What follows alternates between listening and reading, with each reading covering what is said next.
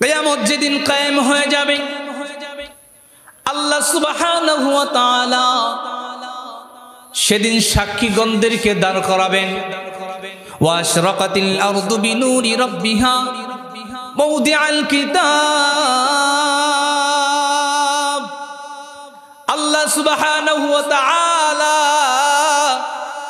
আমলনামা নামক কিতাব প্রদান করবেন। ওয়াজিআ বিন-নাবিয়্যিনা ওয়াশ-শুহাদা'i, সাক্ষীগণদেরকে আল্লাহ সুবহানাহু ওয়া তাআলা কিয়ামতের ময়দানে দাঁড় করাবেন। আল্লাহু আকবার। ওয়া হুম লা ইউযলামুন। রব কিয়ামতের ময়দানে এমন কোন আচরণ দেখাইবেন না, এমন কোন বিচার করবেন না যেই বিচারগুলা দুনিয়ার জিন্দেগিতে বড় বড় মোড়লরা করে থাকে। আল্লাহু আকবার। সেই দিন রব এমন আচরণ করবেন, এমন বিচার করবেন, যার হক আল্লাহ সুবহানাহু ওয়া তাআলা তাকে বুঝে দিবেন। দুনিয়ার জিন্দেগিতে একে অপরকে ঠকানোর জন্য, একে অপরের জমি খাওয়ার জন্য যার নামে দলিল, ওই দলিলটা নিজের নামে চুরি করে রেকর্ড করে নেয়। এরপরে এলাকার সমস্ত মোড়লদেরকে ডেকে আল্লাহু আকবার বিচারের সালিসের কার্যক্রম শুরু হয়, কিন্তু কোনো ফয়সালা দিতে পারে না। আমার আল্লাহ বলেন ওয়া হুম লা ইউযলামুন। আমি আল্লাহ তাআলা কিয়ামতের ময়দানে এমন আচরণ করব না, আমি আল্লাহ সুবহানাহু ওয়া তাআলা এমন আচরণ করবি ও আমার প্রত্যেকটা বান্দা খুশি হইয়া যাবে।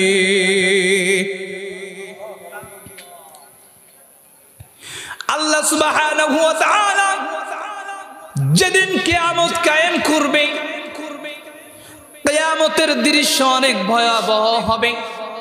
যদি আপনার আমার আমল ভালো হয়, আল্লাহু আকবার, ডান হাতে আপনাকে আমাকে আমলনামা দেওয়া হবে। আর যদি আপনার আমার আমল যদি ভালো না হয়, আল্লাহু আকবার, আপনার আমার বাম হাতে আমলনামা প্রদান করা হবে। দোস্তি আহবাব,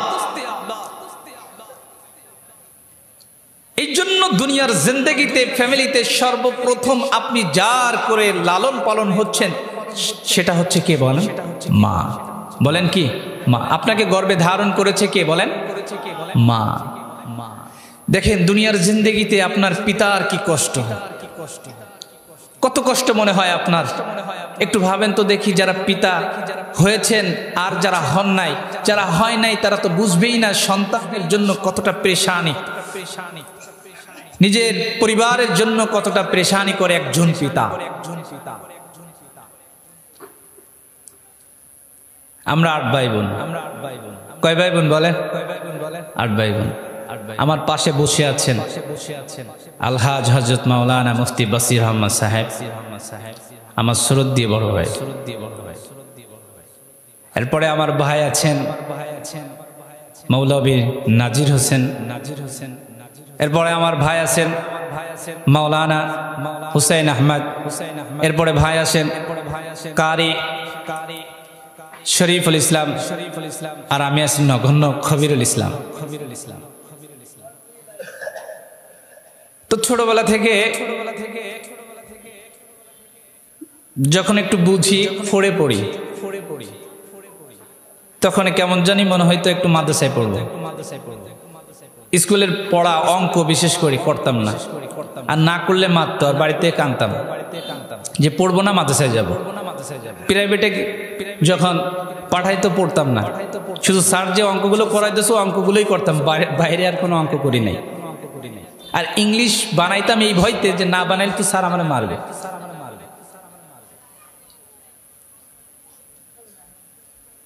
তো ছোট্টবেলা থেকেই বড় ভাইয়ের আদর এবং স্নেহ থেকে অনেক দূরে ছিলাম। বড় ভাই ছিল দূর প্রবাসে, অনেক দূরে। দেশের মায়া ত্যাগ করে পেরিয়ে অনেক দূরে ছিলেন। আমি যখন হেফজখানায় 18 পারা 19 পারা 20 পারা যখন আমার হয়, তখন আমি খবর পেয়েছিলাম আমার বড় ভাই এসেছে। তখন 2011-র দিকে সম্ভবত 12। তো মায়ের কাছে আমি শুনতাম বড় ভাই দেখতে এমন। তাহলে বুঝেন যে আমি বুঝার আগে আমার বড় ভাই আমার কাছে ছিল না। আমি কথাগুলো কেন বলছি আপনাকে বলবো।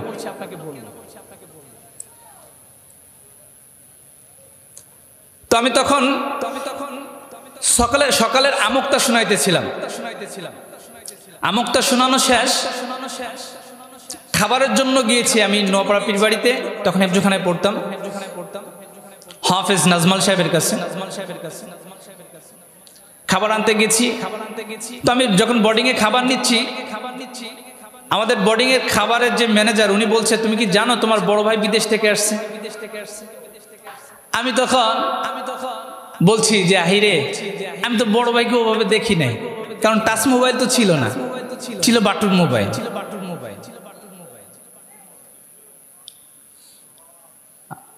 আমি যখন বাড়িতে যাইতাম মারে জিজ্ঞেস করতাম, মা বড় ভাই কি ফোন দিছে? বলে হ্যাঁ ফোন দিছে। তো বলতাম বড় ভাই দেখতে কেমন? বড় ভাই দেখতে কেমন? আমি যখন এই কথা বলতাম আমার মা আমাকে বলতো, তুমি যদি তোমার বড় ভাইকে চিনতে না পারো, তোমার বড় ভাইয়ের পায়ের দিকে লক্ষ্য করবা, দেখবা এই যে কেনি আঙ্গুল, এই কেনি আঙ্গুলের এই আগের আঙ্গুলটা একটু খাটো আছে, দু পায়ের আঙ্গুল কি আছে? খাটো আছে। আমাকে মা বুঝাইতো, যদি মা ওটা যদি আমার মনে না থাকে। তো আমি যখন এভাবে মাকে প্রশ্ন করতাম, মা গো বড় ভাই দেখতে কেমন, বড় ভাই কেমন, মায়ে দেখতাম এমন ভাবে কান্না করতো আর চোখ বেয়ে বেয়ে পানি পড়তো। মাকে আমি বললাম, মা তুমি কাঁদো কেন? বলে বুকের যন্ত্রণা এমন ভাবে চাপা দিলাম, সন্তান মানুষ করার পরে আমি আর কাছে রাখতে পারি নাই। একদিন সকালবেলা মাকে জিজ্ঞাসা করলাম, গো মা এত দরদ তোমার ছেলের প্রতি কেন? বলে জানিস না রে, যেই সন্তানকে মাদ্রাসায় দেওয়ার পরে কাঁসার বাটিতে পানি রাখা বুকের উপরে রাখছি, ওই সন্তানকে দূর প্রবাসে রাখার পর আর কাছে রাখতে পারি নাই, সন্তান কখনো আদর করতে পারি নাই। আজ তোদেরকে মানুষ করার পর তোদের সব সন্তানগুলোকে ছাড়িয়ে দিলাম, আল্লাহর জন্য ছাড়িয়ে দিলাম। কিয়ামতের ময়দানে আল্লাহ তাআলা যেন আমাদেরকে জান্নাত দান করে।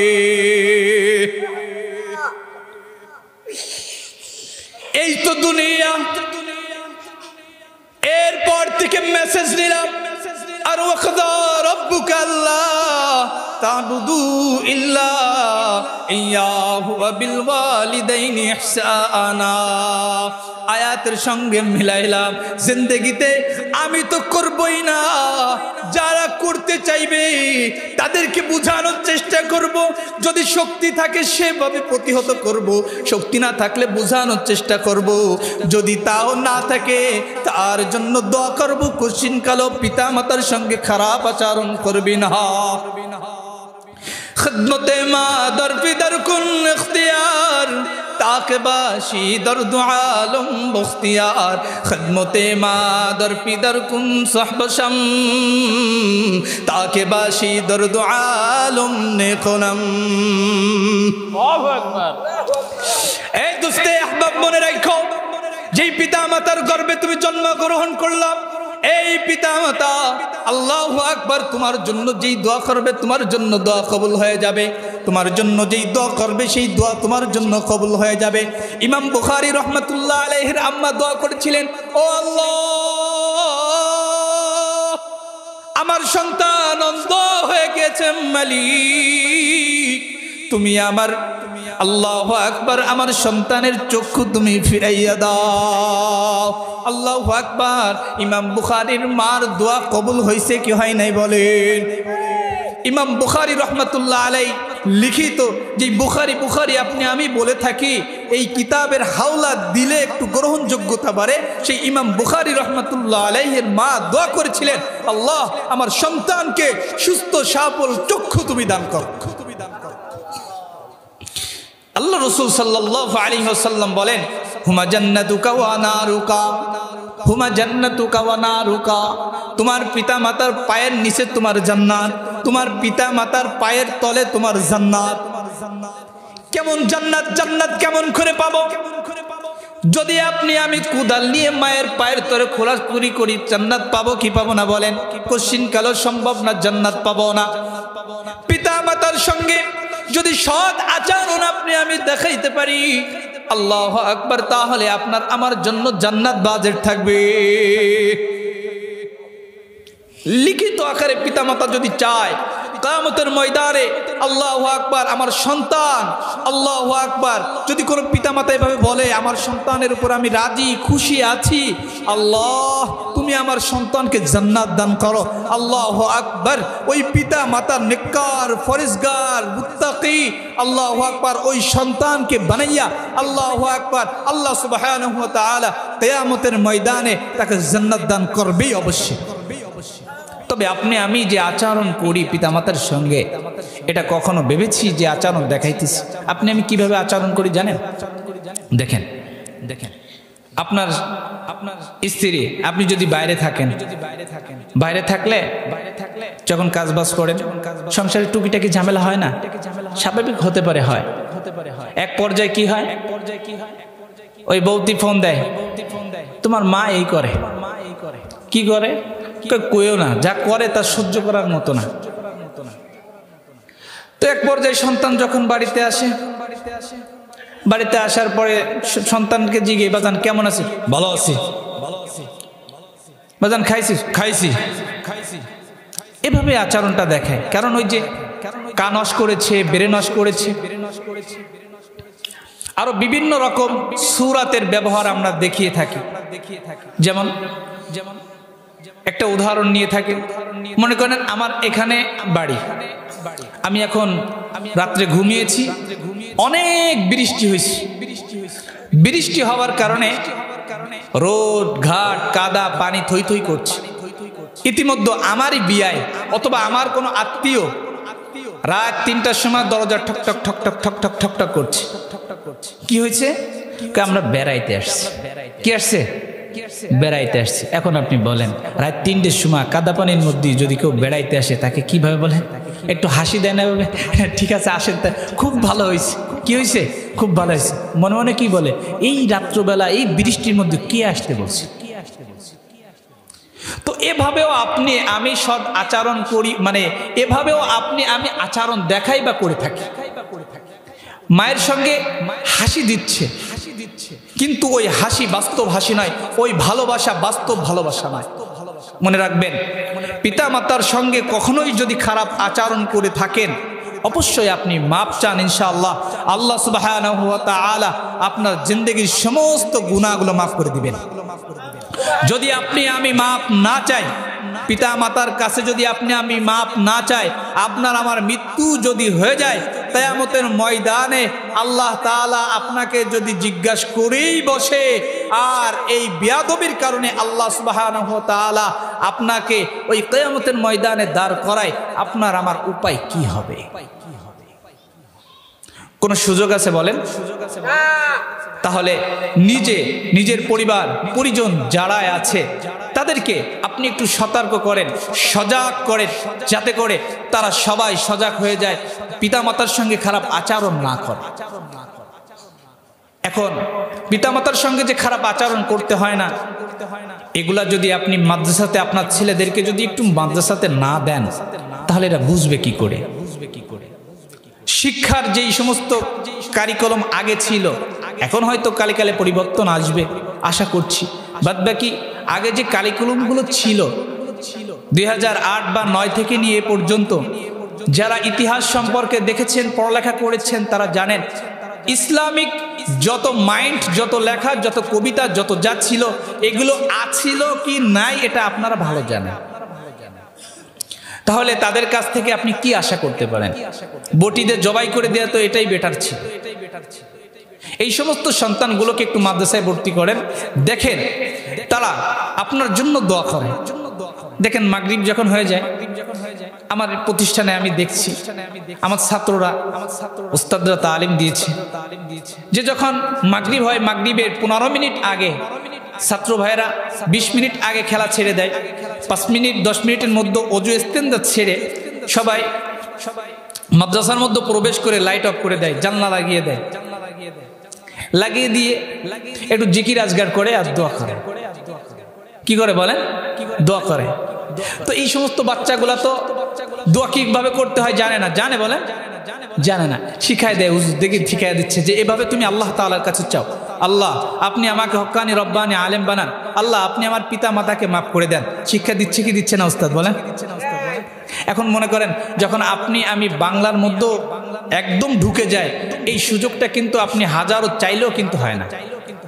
কারণ বিকালবেলা সে সারাদিন স্কুল থেকে আসে 3-4টের দিকে, একটু ফ্রেশ হয়ে আসার আগে প্রাইভেট থাকে, আসরের পরে একটু খেলাধুলা করে ওই সময়টুকু তার জন্য হয় না, কারণ ওই তালিমটা হয় না। তালিমটা কি হয় না? তাহলে দোয়াটা শিখবে কই থেকে সেটা বলে, আর দোয়াটা করবে কিভাবে? আলহামদুলিল্লাহি রাব্বিল আলামিন। সূরা ফাতিহার মধ্যে আল্লাহ তাআলা আপনাকে আমাকে যেভাবে শিক্ষা দিয়েছেন ঠিক সেই কার্যক্রমে মাদ্রাসাতে আল্লাহু আকবার প্রত্যেকটা শিশুকে যেমনি ভাবে চাইতে হয়, কিভাবে পড়তে হয়, কিভাবে শিখতে হয়, মালিক বান্দাদেরকে আল্লাহ সুবহানাহু ওয়া তাআলা শিক্ষা দিয়েছেন। আল্লাহু আকবার। সেইভাবেই উস্তাদগুলো সেই কার্যক্রমে আল্লাহু আকবার ছাত্রদেরকে শিক্ষা দেন। তারাই সৎ আচরণ করছে, করে যাচ্ছে। ইনশাআল্লাহ সন্তানদেরকে আপনি ভর্তি করেন, সন্তানদেরকে পড়ালেখা করান, ইনশাআল্লাহ দেখবেন কালে কালে দিনে দিনে একদিন আল্লাহু আকবার অনেক বড় মজমা কায়েম হবে, আপনার জন্য দোয়া করবে, আপনার নেক হায়াতের জন্য দোয়া করবে। আপনি মরে যাওয়ার পরে আপনার কবরের পাশে দাঁড়িয়ে সূরাতুল ইয়াসিন তেলাওয়াত করবে আর আপনার জন্য কান্না করবে। অনেক সময় আপনি আমি বলে থাকি না, এই মাদ্রাসার ছাত্ররা কি তেলাওয়াত করে, এ পড়লে কি হয়? মক্তবে আসছে একটা ওই কায়দা নিয়ে, কায়দার কি মূল্য, কি পড়ে এরা, হয় না?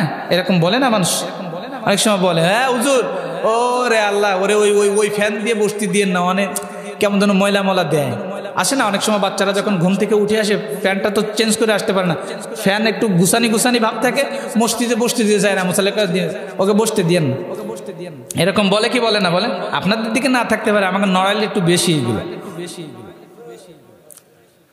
এদের মূল্য কি জানেন? এদের মূল্য কি বুঝেন? আল্লাহু আকবার। একটা ঘটনা দিয়ে আপনাদেরকে বোঝানোর চেষ্টা করি। মূসা আলাইহিস সালাতু ওয়াস সালাম আল্লাহ সুবহানাহু ওয়া তাআলার কাছে তুর পাহাড়ে যাইয়া বলছে, আল্লাহ ও রব্বে কারীম, তুমি আমাকে কিতাব দেবার চাইছো, তুমি আমাকে একখানা কিতাব দাও।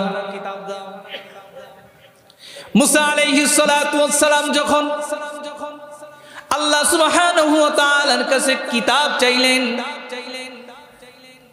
আল্লাহ সুবহানাহু ওয়া তাআলা বলেন, মূসা রে কিতাব আমি তোমাকে দেব, তুমি 40 দিন পর্যন্ত এই তুর পাহাড়ে একটু ইবাদত করতে থাকো।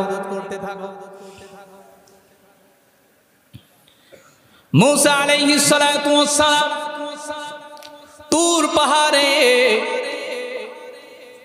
যখন ইবাদত বন্দেগী করা শুরু করে দিলেন, এক পর্যায়ে যখন 40 দিন অতিক্রম হয়ে গেল, জিবরাইল আলাইহিস সালাতু ওয়াস সালাম ডানাই করে তাওরাত নামক কিতাব মূসা আলাইহিস সালাতু ওয়াস সালামের কাছে পৌঁছে দিলেন। মূসা আলাইহিস সালাতু ওয়াস সালামের কাছে যখন পৌঁছে দিলেন, মূসা আলাইহিস সালাতু ওয়াস সালাম বলেন, ও ভাই জিবরাইল, আমার মাথার উপরে এত বড় কিতাব দিয়া তুমি কোথায় চলে যাচ্ছ? জিবরাইল আলাইহিস সালাতু ওয়াস সালাম বলেন, ভাই মূসা রে, কিতাব দিয়ে আমাকে এখানে দাঁড়ানোর অনুমতি আমাকে দেয় নাই, আমি তোমাকে কিতাব দিয়েছি, যদি কোনো কিছু জানবার শুনবার যদি তোমার ইচ্ছা হয় তুমি তোমার রবকে জিজ্ঞাসা করো, আল্লাহ সুবহানাহু ওয়া তাআলা তোমাকে পাই টু পাই সুন্দর করে বুঝিয়ে দিবে। মূসা আলাইহিস সালাতু ওয়াস সালাম আল্লাহকে ডাক দিলেন, আল্লাহ ও রব্বে করিম, জিব্রাইল তো আমাকে কিতাব দিয়ে চলে গেল, আমি তো জানি না এই কিতাবের মধ্যে কি লেখা আছে, এই কিতাবের মধ্যে কি আছে আমি জানি না গো আল্লাহ, তুমি আমাকে এই কিতাব সম্পর্কে ধারণা দাও।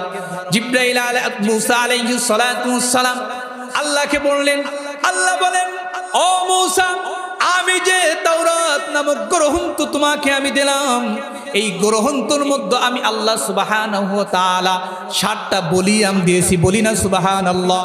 কয় বলিয়াম বলেন? 7টা। কয়টা? 7টা। আল্লাহ সুবহানাহু ওয়া তাআলা আল্লাহু আকবার 7টা বলিয়াম দিয়েছেন। মূসা আলাইহিস সালাতু ওয়াস সালাম বলেন, আল্লাহ এত বড় কিতাব আমার উম্মতগুলা কিভাবে মানিয়া লইবে? আল্লাহু আকবার, আল্লাহু আকবার। মূসা আলাইহিস সালাতু ওয়াস সালামকে আল্লাহ সুবহানাহু ওয়া তাআলা বলেন, রে মূসা, তুমি পেরেশানি হইও না, তুমি পেরেশানি হইও না। আল্লাহু আকবার, আল্লাহু আকবার। তুমি কি জানো আমি আল্লাহ সুবহানাহু ওয়া তাআলা যেই কিতাবের মধ্যে 1000টা সূরা নাজিল করে দিয়েছি।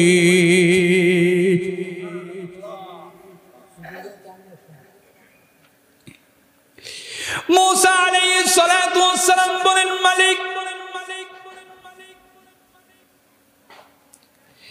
এত বড় কিতাব আমার উম্মত মানবে না। জিব্রাইল আলাইহিস সালাতু ওয়াস সালাম আমাকে তো কিতাব মাথার উপরে দিয়ে চলে গেলেন, আর যদি এত বড় কিতাব আমার উম্মতগুলো না মানে আমার কি হবে? আল্লাহু আকবার, আল্লাহু আকবার। একটু পেরেশানি বোধ করলেন। আল্লাহ সুবহানাহু ওয়া তাআলা সান্ত্বনা দেওয়ার জন্য বললেন, রে মূসা, পেরেশানি হওয়ার কোনো কারণ নাই, পেরেশানি হওয়ার কোনো কারণ নাই।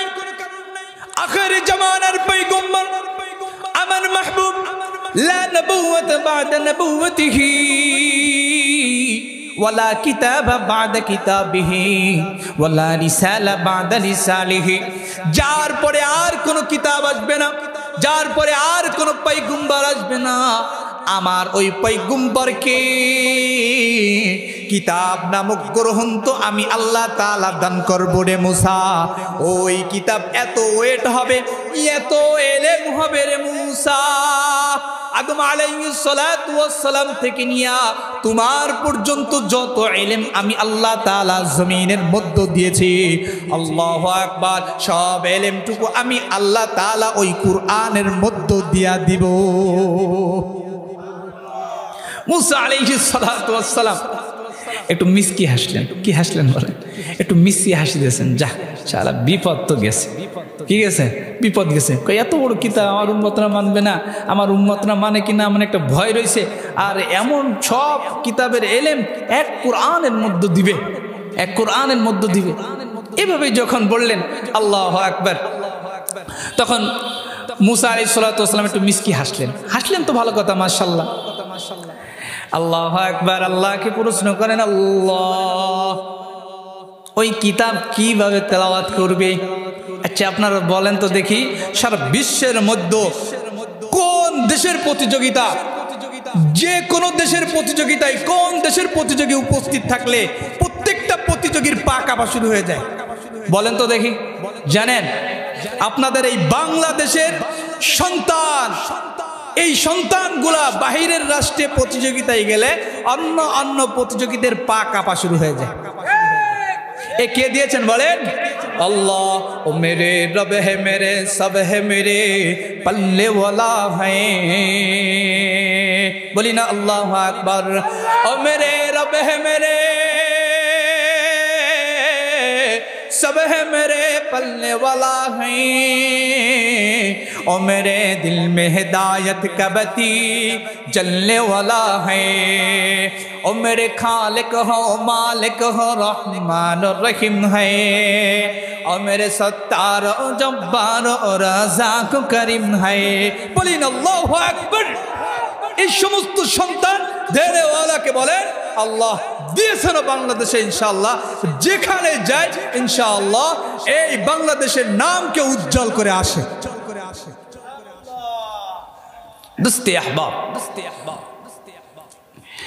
মুসা আলাইহিস সালাতু ওয়াস সালাম বলেন গো আল্লাহ, কিভাবে ওই কুরআন তেলাওয়াত করবে?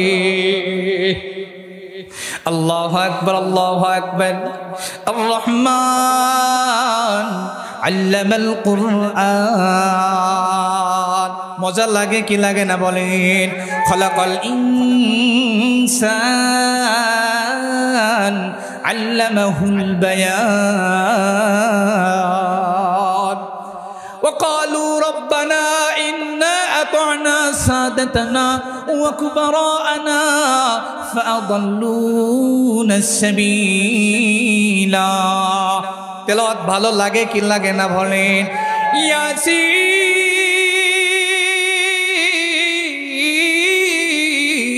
ইয়াসিন ভালো কি লাগে না কি লাগে না বলেন? কুরআন যেখানেই থাকবে দিন ইনশাআল্লাহ সেখান থেকেই জিন্দা হবে। বলিন আল্লাহু আকবার। কোন নাস্তিক ঠেকাইতে পারবে না। দিন কায়েম হয়েছে ইনশাআল্লাহ হবে। প্রত্যেক স্বৈরাচার ছিল না, আছিল, থাকবে না ইনশাআল্লাহ। কেউ টিকতে পারবে না। কুরআনের বিরোধিতায় যারাই কাজ করবে, পিছনে যারাই করেছিল, এখনো যারা করে চলে গিয়েছে, সামনে যারা করার ষড়যন্ত্র করছে, ইনশাআল্লাহ টিকতে পারবে না। লা ইয়াবকা আলা যাহরিল আরদি বাইতু মাদারিন ওয়ালা ওয়াবারিন ইল্লা আদখালাহুল্লাহু কালিমাতাল ইসলাম। ইসলামের প্রত্যেকটা ঝান্ডা ইনশাআল্লাহ সমন্বিত হবে, কেউ বাধা দিতে পারবে না। দোস্তে আহবাব, এই জন্য আল্লাহু আকবার, আপনার আমার প্রত্যেকটা বিষয় সতর্ক থাকতে হবে। আপনার আমার ঈমান যেন কেউ চুরি না করে নিয়ে যায়। ঠিক আছে তো? দোস্তে আহবাব, মুসা আলাইহিস সালাতু ওয়াস সালাম বলেন আল্লাহ কিভাবে তেলাওয়াত করবে, কিভাবে পড়বে একটু বলুন। আল্লাহু আকবার, আল্লাহু আকবার। আপনারা তো এখন জানেন এই কুরআন কত সুন্দর করে হাফেজরা তেলাওয়াত করতে পারে, পারে কি পারে না বলেন? আল্লাহু আকবার, আল্লাহু আকবার। আল্লাহ সুবহানাহু ওয়া তাআলা বলেন ও মুসা রে, আমি আল্লাহ তাআলা তোমার কিতাবের মধ্যে যেই ইলম আমি আল্লাহ তাআলা দিয়েছি, আমি আল্লাহ সুবহানাহু ওয়া তাআলা এবং ওই কোরআনের মধ্যে যত ইলম দিব, এই সব ইলম আদম আলাইহিস সালাতু ওয়াস সালাম থেকে নিয়ে আল্লাহু আকবার ওই কোরআনের মধ্যে যত ইলম আমি আল্লাহ তাআলা দিব, সব ইলম আমি আল্লাহ ওই সূরাতুল ফাতিহার মধ্যে দান করিয়া দিব। বলেন আল্লাহু আকবার। শুধু এখানে ক্ষান্ত করব না রে মুসা, আমি আল্লাহ সুবহানাহু ওয়া তাআলা যেই সূরার শুরুতে থাকবে বিসমিল্লাহ, ওই বিসমিল্লাহর শুরুতে থাকবে বা, আর রহমানের শুরুতে থাকবে আলিফ, আলিফ লামের শুরুতে থাকবে আলিফ। এই অক্ষরগুলোর মধ্যে আদম আলাইহিস সালাতু ওয়াস সালাম থেকে নিয়ে তোমার পর্যন্ত এবং আমার সর্বশেষ পয়গম্বরের যত কিতাব আছে, আল্লাহু আকবার, ওই কিতাব এবং কুরআনে কিতাবের ইলমকে সব একত্রিত কইরা এই একটা আলিফ বার মধ্যে আমি আল্লাহ তাআলা ঢুকাইয়া দিব।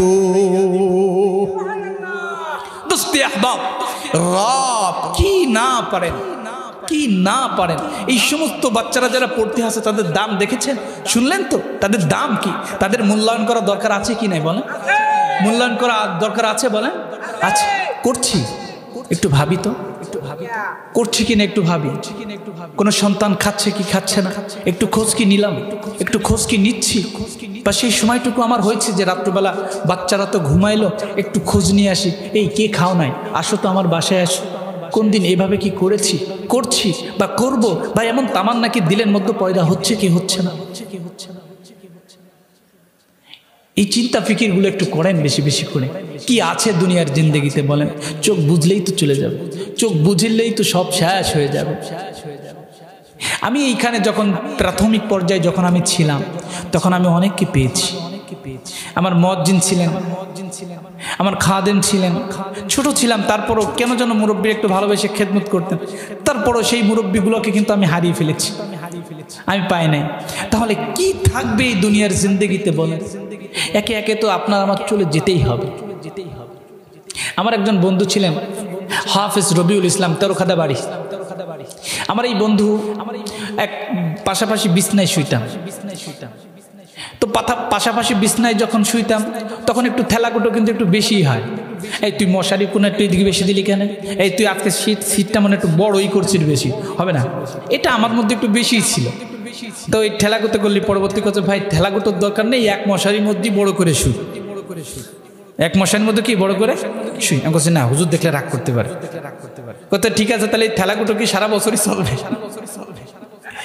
2 থেকে 3 দিন পর আমার ওই ছাত্র ভাই রবিউল ইসলাম উনি বলছেন, ভাই আমার একটু পেটে ব্যথা করে। কি করে বলেন?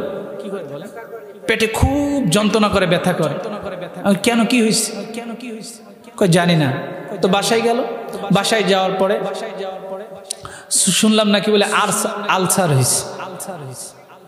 তো এক পর্যায়ে ট্রিটমেন্ট কইরা পরবর্তী আবার খবর আসলো টিউমার হয়েছে পেটে অপারেশন করার পরে আর সুস্থ হইল না।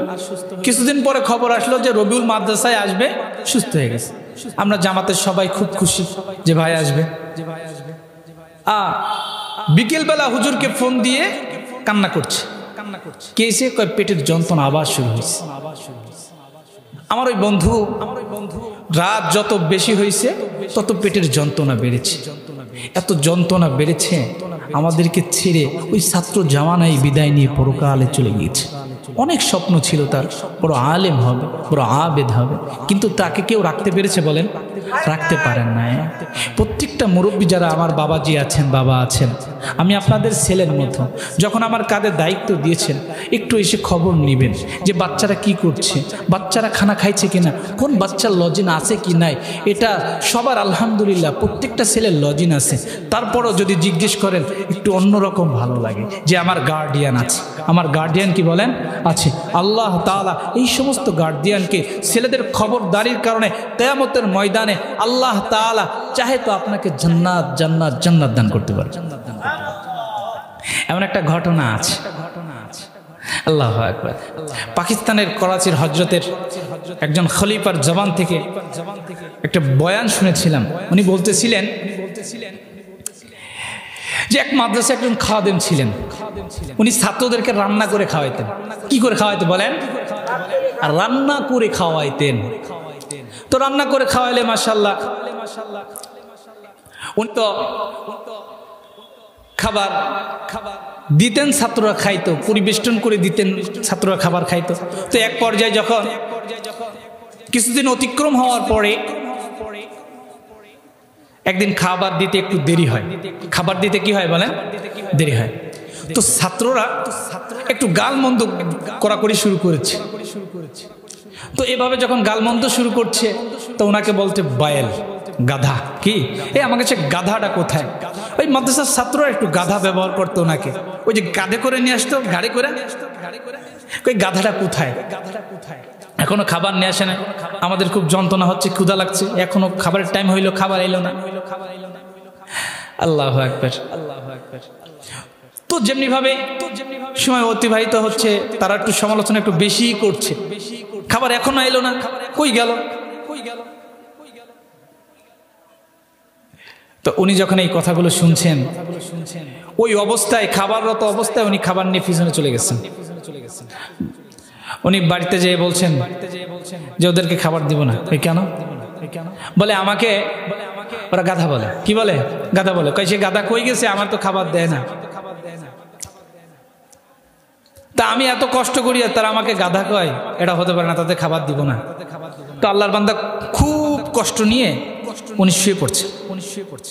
তো যখন শুয়ে পড়ছেন একটু কষ্ট পাইলে কিন্তু ঘুম এসে যায়, মানে আঘাত লাগে। কি হয় বলে? ঘুম এসে যায়। আল্লাহর বান্দা একটু ঘুম ঘুম ভাব, একটু ঘুমাইলেন। এখন যখন একটু ঘুমাইলেন, ঘুম ঘুম ভাব যখন একটু ধরল, আল্লাহু আকবার, স্বপ্নে যুগে উনি একটু স্বপ্নে দেখছেন কিয়ামত কায়েম হয়ে গিয়েছে। আল্লাহু আকবার। এ দোস্তে আহবাব, আমি সকলের কাছে একটু দাবি করব, আপনারা সবাই একটু চোখটা বন্ধ করে এই ঘটনাটা একটু মিলাইবেন।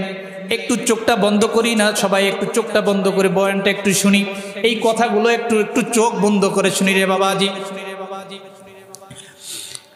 ওই খাদেম বলে, ছাত্ররা আমাকে যখন গাধা বলে আমি কাউকে খাবার দিব না, এই ব্যথা নিয়ে উনি যখন একটু বিশ্রাম করলেন, আল্লাহু আকবার, ঘুম আসে গেল। ঘুমের মধ্যে উনি স্বপ্ন দেখছেন কিয়ামত কায়েম হয়ে গিয়েছে। কিয়ামত যখন কায়েম হয়ে গেল, আল্লাহু আকবার, আল্লাহু আকবার, হাসরে বিচার কার্যক্রম সব চালু হয়েছে, বিচার কার্য শুরু হয়েছে। এক পর্যায়ে আল্লাহু আকবার, ওই বায়েল আল্লাহু আকবার, আল্লাহু আকবার, জান্নাতের গেটের দাঁড়ায় আছে, দেখে সবাই জান্নাতের মধ্যে যাচ্ছে, আর ওই বায়েলটা, ওই গাধাটা, ওই খাদেমটা ওখানে দাঁড়িয়ে আছে। আল্লাহু আকবার, ওই ছোট ছোট বাচ্চাগুলা যারা দুনিয়ার জিন্দেগিতে গাধা বলে সম্বোধন করত, আল্লাহু আকবার, তারা হাসতে হাসতে খেলতে খেলতে জান্নাতের মধ্যে চলে যায়। যখন জান্নাতের মধ্যে যাবে, জান্নাতের গেট যখন পার হবে, তার মধ্য থেকে একজন ডাক দিয়ে বলে, রে ভাই, ওই যে একটু খেয়াল করে দেখ না, দুনিয়ার জিন্দেগিতে যার হাতের পাক খেয়ে মাদ্রাসায় পড়াশোনা করতাম, আল্লাহু আকবার, যে পাকাইয়া আমাদেরকে খাবার দিত, যেই খাবারগুলো পাকানোর বদৌলতে মাদ্রাসায় আনার পর আমরা খাইতাম আর কুরআন শিখতাম, কুরআন শিখার বদৌলতে আল্লাহ তাআলা আমাদেরকে জান্নাত দিছে, আমরা জান্নাতের মধ্যে যাইব, আর আমাদের খাদেম জান্নাতের গেটে থাকবে, হইতে পারে না।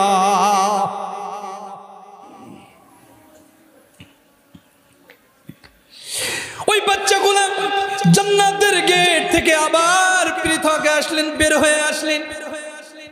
বাহিরে আসার পর আল্লাহু আকবার, আল্লাহু আকবার, ওই খাদেমকে, যাকে দুনিয়ার জিন্দেগিতে বায়েল গাধা বলে সম্বোধন করত, আল্লাহু আকবার, তার চার হাত পা ধরে জান্নাতের মধ্যে প্রবেশ করাইয়া দিছে। ইতিমধ্যে ঘুম ভাঙ্গিয়া গেছে। ঘুম ভাঙ্গার পর আল্লাহু আকবার, স্ত্রীকে বলছে, স্ত্রী, জীবন শেষ করে ফেললাম নাকি, খাবারটা জলদি করে মাথায় দিয়া দে।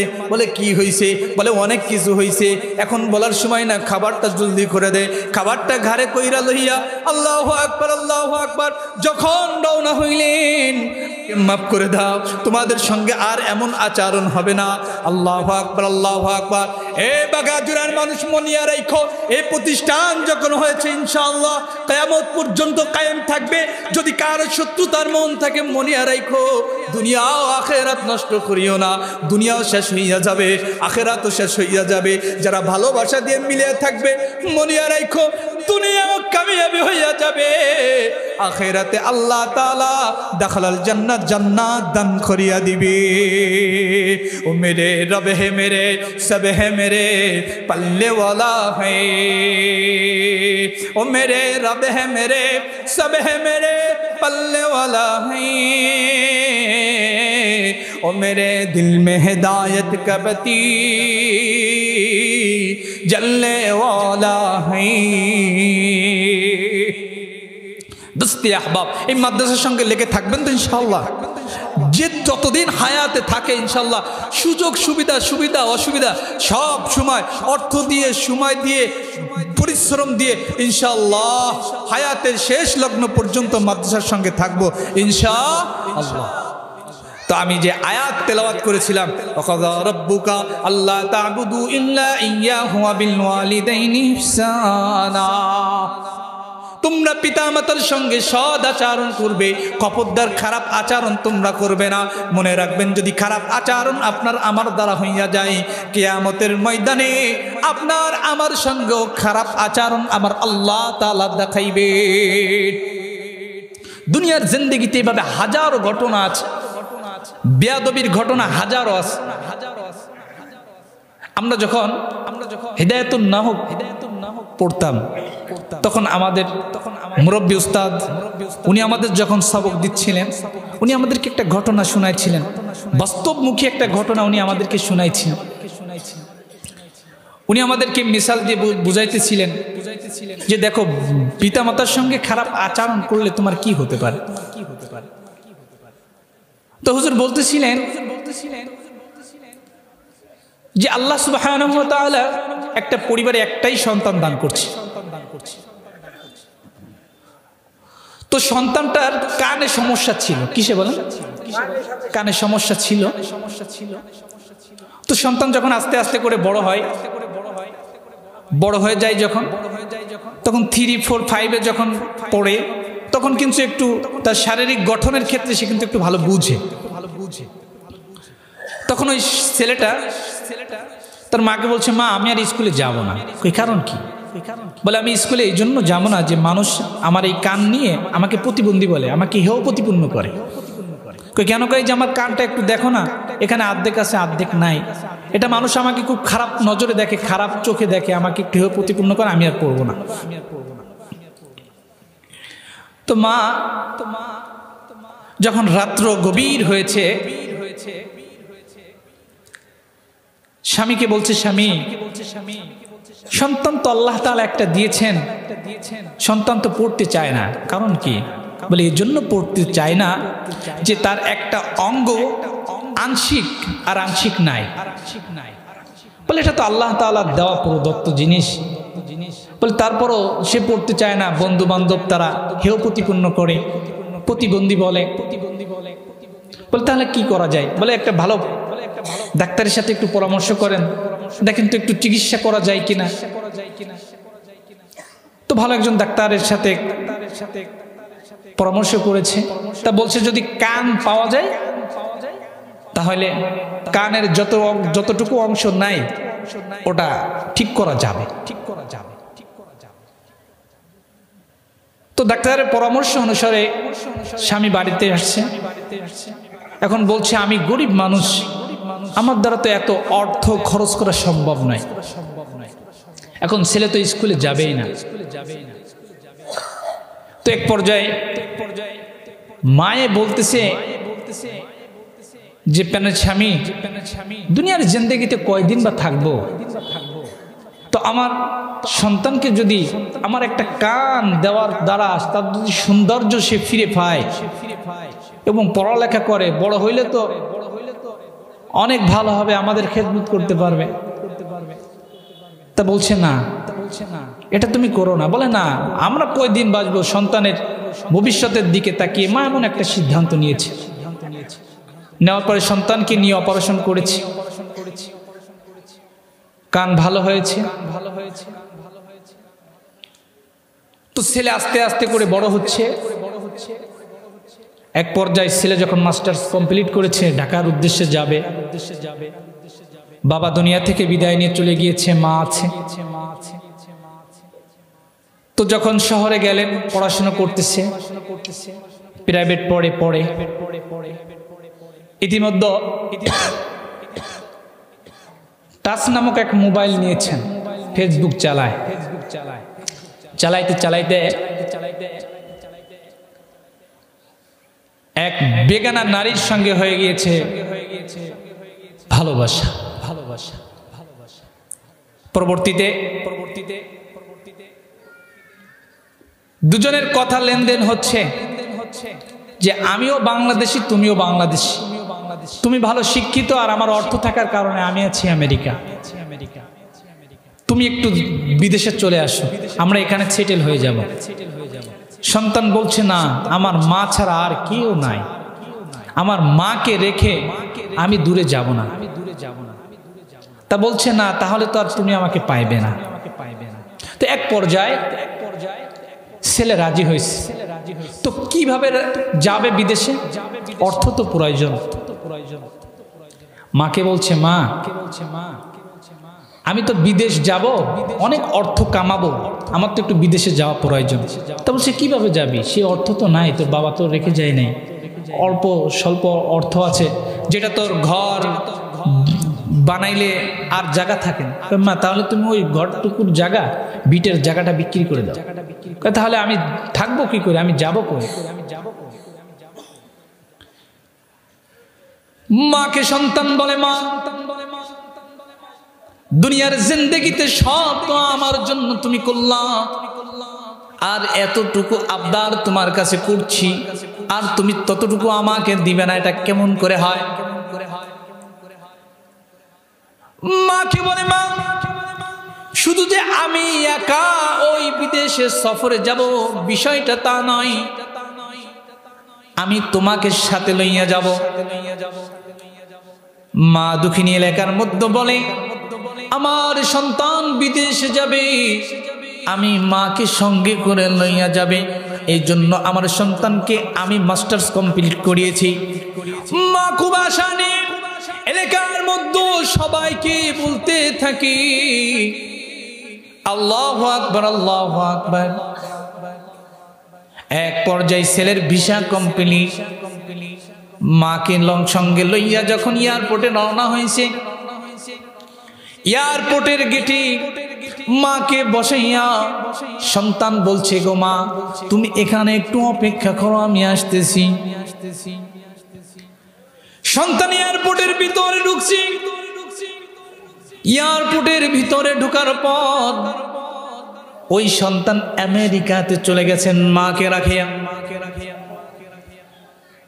আল্লাহু আকবার। 1 থেকে 2 ঘন্টা, 3 ঘন্টা, যখন 4 থেকে 5 ঘন্টা অতিক্রম হয়ে যায়, মা দুঃখিনী একটু কান্না করে আর চিৎকার করে, আমার সন্তান কোথায় গেল? আমার সন্তানকে কি কেউ মেরে ফেললো কিনা? দারোয়ান গুলো জিজ্ঞাসা করে কি হয়েছে, আশেপাশের লোকজন গুলো সবাই জিজ্ঞাসা করে কি হইল? বলে আমার সন্তান আমাকে লইয়া আমেরিকাতে যাবে, আমার সন্তান আমেরিকাতে যাইয়া সেটেল হবে। আমরা গ্রাম থেকে এখানে আসছি, বিমানে উঠিয়া যাব, আমার সন্তান যেন ভিতরে গেছে আর আয় না। আমি মাকে তো এখানে বসাইয়া রওনা হয়েছে। মা দুঃখিনী কান্না করে, আমার সন্তান কই গেল? ও লোকজন, আমার সন্তানকে মিলাইয়া দাও। মাকে বলে, আপনার সন্তান কেমন? বলে, আমার সন্তান দেখতে এমন সুন্দর, আমার সন্তান এত বড়, এত উঁচু, আমার সন্তান এমন হাড্ডা কাড্ডা, এমন সুন্দর চেহারার অধিকারী। এভাবে বললে কি বলেন এত লোকের মধ্যে চিনা যায় কিনা? বলেন সম্ভব না। বলে গ্রাম কোনটা? বলে গ্রাম অমুক জায়গা। আল্লাহু আকবার, আল্লাহু আকবার। বলে এই জন্য আপনি আসছেন? আপনার সন্তান তো আরো 3 ঘন্টা আগে বিমানে উঠে আমেরিকায় চলে গেছে। মা দুঃখিনী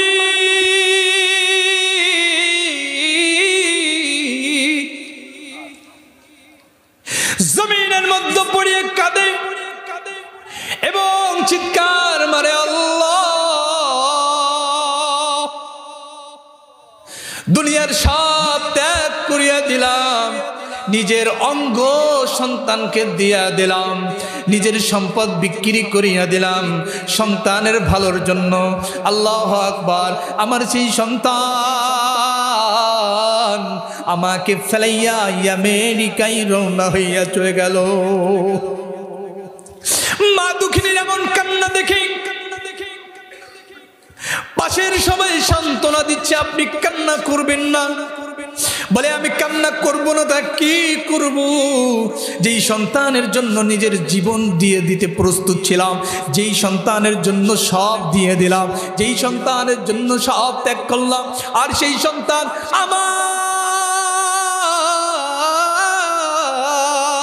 আমার আশা নষ্ট করিয়া দিল, আমার তামান্না নষ্ট করিয়া দিল, আমার মন ভেঙ্গে চুরমার করিয়া দিল রে আল্লাহ, আল্লাহ। মা এইভাবে কান্না করতে থাকে আর চিৎকার মেরতে থাকে। আল্লাহু আকবার। বাচের লোকগুলা, আশেপাশের লোকগুলা সবাই আল্লাহু আকবার। ওই মাকে উঠাইয়া চাঁদা তুলিয়া গাড়িতে তুলিয়া দিলেন, নিজ গ্রামে আপনি চলিয়া যান। আল্লাহু আকবার, আল্লাহু আকবার। ওই মা আল্লাহু আকবার মনটা একটু ছোট হইয়া গেছে। যেই সন্তানের বরত্ব আমি এলাকার মধ্যে বর্ণনা করলাম, আমার সন্তান আমাকে আমাকে বিদেশে লইয়া যাবে, আর সেই সন্তান আমাকে এলাকার মধ্যে লাইকা রওনা হইল, এটা কিভাবে সম্ভব হতে পারে না। মা দুঃখিনী কান্না করছে, মাথা নিচু কইরা বাস থেকে নামিয়া নিজ এলাকার মধ্যে রওনা হয়। এলাকার মানুষ জিজ্ঞেস করেন, তোমার সন্তান কোথায়? তুমি তো আমেরিকার মধ্যে যাইবা, তুমি তো আমেরিকায় যাইবা, আর এখন কেন তুমি এখানে? একটু বুঝাইয়া বলো। মা দুঃখিনী মাথা নিচে করিয়া কাঁদে আর বলে, রে এমন কথা আমার জবান থেকে বলতে পারবো না, আমার সন্তান আমাকে ফেলাইয়া আমেরিকা চলে গেছে। বাবার রেখে জায়গা ভিটে মা দুঃখিনী কিভাবে উঠবে? ওই ঘরটা টুকু তো বিক্রি করিয়া গেলেন। আল্লাহু আকবার। আমার উস্তাদের জবান থেকে আমি যখন শুনছিলাম, দিল কেমন যেন চূর্ণ বিচূর্ণ হয়ে যাইতেছিল। ওই মা দুঃখী, আল্লাহু আকবার, আল্লাহু আকবার, নিজের স্বামীর রেখে যাওয়া সম্পদ বিকৃত করে দিয়েছেন। এখন করবেন কি? ওই জমির কোনায় চাইয়া কান্দে, আল্লাহ তুমি রাখনেওয়ালা, তুমি সম্মান দেনেওয়ালা, তুমি জানের মালিক, তুমি মানের মালিক, তুমি আসমান এবং জমিনের মালিক আল্লাহ। যেই সন্তানের কাছে, যেই ব্যক্তির কাছে এই জমিটা বিক্রি করিয়া মা দুঃখিনী আমেরিকার পথ ধরছিলেন, ওই সন্তানটা ঘর থেকে বের হইয়া দেখে মা দুঃখিনী ঘরের বাইরে দাঁড়াইয়া কান্না করছে। জিজ্ঞেস করে, গো মা, আল্লাহু আকবার, তুমি এখানে কান্না করো কেন? বলে, আমি কান্নার জন্য করি, আমার সন্তান আমাকে এখানে রাখিয়া আমেরিকাতে কিভাবে চলে গেল আমার তো বুঝে আসে না। মা দুঃখিনীর কষ্ট দিস না রে বাবা, কলিজা মোর চিরে যায় মায়ের চোখের পানি সহনো না যায়। আমার সঙ্গে একটু গান না, কলিজা মোর চিরে যায় মায়ের চোখের পানি সহনো না যায়। সন্তানের মমতা বুঝলে আগে বুঝে মা, সন্তানের মমতা বুঝলে আগে বুঝে মা। হাইরে সেই মায়ের কষ্ট কে হো, হাইরে সেই মায়ের কষ্ট কে হো দিও না এই দুনিয়ায়, মায়ের চোখের পানি সহনো না যায়। পুষ মাসের ওই শীতের রাতে কত কষ্ট করছে মা, পুষ মাসের ওই শীতের রাতে কত কষ্ট করছে মা। হায়রে সুখ না জায়গায় আমায় রেখে, হায়রে সুখ না জায়গায় আমায় রেখে বিজা জায়গায় শুইছে মায়, মায়ের চোখের পানি সহনো না যায়। কলিজা মোর পিরে যায় মায়ের চোখের পানি সহনো না যায়। মা দুঃখিনী ঘরের কোনায় বসে কান্না করে, যে ঘর কোড়াই করলো, ঘর কোড়াই করনেওয়ালা সন্তান জিজ্ঞেস করে, মাগো তুমি এখানে কেন কান্না করো গো মা? বলে, আমি এর জন্য কান্না করি, সন্তান আমাকে কিভাবে ধোঁকা দিয়ে আমেরিকায় চলে গেল আমার বুঝে আসে না। আমি এর জন্য কান্না করছি। আমার রেখে যাওয়া সম্পদ, আমার স্বামী যা রেখে গিয়েছিল সেটাও আমি বিক্রি করলাম। আমি এখন যাব কোথায়? যে ঘর কিনেছেন ওই সন্তান বলে, আপনাকে আমার ঘরে আমি থাকতে দিব।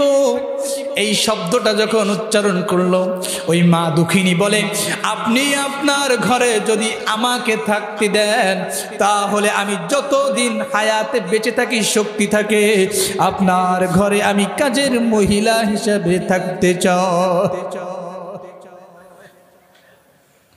যখন এই কথা বলল, ওই সন্তান বলে, ও মা,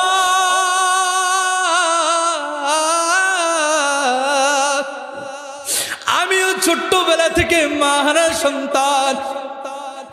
ও মা, আমিও ছোট্টবেলা থেকে মাহারা সন্তান। আমিও মাকে হারিয়ে ফেলেছি ছোট্টবেলা থেকে। আমার ঘরে থাকতে আপনার কাজ করতে হবে না, আপনি আমার ঘরে থাকবেন, বিনিময়ে আমাকে মা বলে ডাকতে দিতে হবে। বলি না আল্লাহু আকবার, আল্লাহু আকবার। পিতা মাতার সঙ্গে সৎ আচরণ করবেন তো ইনশাআল্লাহ? করবেন তো?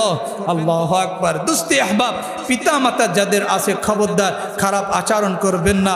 ভয়াবহ খারাপ ছাড়া ভালো হয় নাই, দুনিয়াও হবে না, আখিরাতও আশা করা যায় না। হুমা জান্নাতুকা ওয়া নারুকা। আপনার পিতা মাতার পায়ের নিচেই জান্নাত, এটা একটা সহজ বিষয়। আপনি তাদের সঙ্গে সৎ আচরণ দেখান, তাদের খেদমত করেন, তাদের যেটা প্রয়োজন আপনি সেটা দেন, দেখেন তারা খুশি হয়ে যাবে। আর যদি কখনো আপনার ত্রুটি হয়ে যায়, আপনি তার কাছে ক্ষমা চান, দেখেন আপনাকে মাফ করে দিন। ক্ষমা চান না, দেখেন মা বাবা কি জিনিস, আপনি ক্ষমা চান, দেখবেন চোখের পানি বেয়ে বেয়ে পড়বে, চোখের পানি বেয়ে বেয়ে পড়বে, এবং কি আপনাকে এমন ভাবে ক্ষমা করবে। আল্লাহু আকবার। আল্লাহ তাআলা চাহে, আল্লাহ তাআলা চাহে ওই মায়ের দোয়ার বদৌলতে মাফের ওছিলায় আপনাকে জান্নাত দান করবে। আর যদি নাফরমান হালাতে মৃত্যু হয়ে যায়, তখন কি হবে? তখন আপনার আমার অবস্থা কি হবে? একটু ভাবি না। আল্লাহু আকবার। কিছুদিন পরে খবর আইলো, আল্লাহু আকবার, আল্লাহু আকবার, যে অমুকের মা কোথায়? বলে অমুকের মা কোথায়? বলে কার মা? বলে অমুকের মা কোথায়? কিছুদিন পূর্বে যে সন্তান আমেরিকায় গিয়েছিল, ওই সন্তান বাড়িতে আসছে, মাকে একটু ডাকিয়া দাও। আল্লাহু আকবার। মা দুঃখিনী ঘর থেকে বের হইলেন। আল্লাহু আকবার, আল্লাহু আকবার। মা দুঃখিনী যত সামনে যায়, মানুষের কাছে জিজ্ঞাসা করে, আমার সন্তান আসছে, তোমরা এত লোক কেন জমায়েত হইলা? আল্লাহু আকবার, আল্লাহু আকবার। তোমরা এত লোক কেন জমায়েত হইলা? আমার সন্তানকে কি তোমরা দেখার জন্য আসলা কিনা? আমার সন্তানকে তোমরা দেখার উদ্দেশ্যে আসছনি? আল্লাহু আকবার, আল্লাহু আকবার, আল্লাহু আকবার। এলাকার মানুষগুলা বলে, গো মা,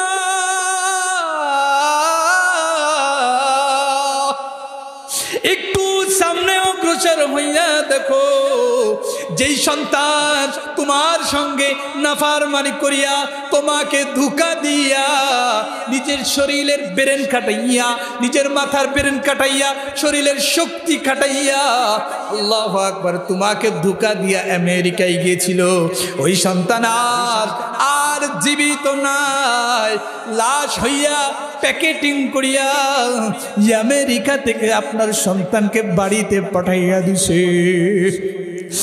মা দুঃখে ডাক দেয়, আল্লাহ,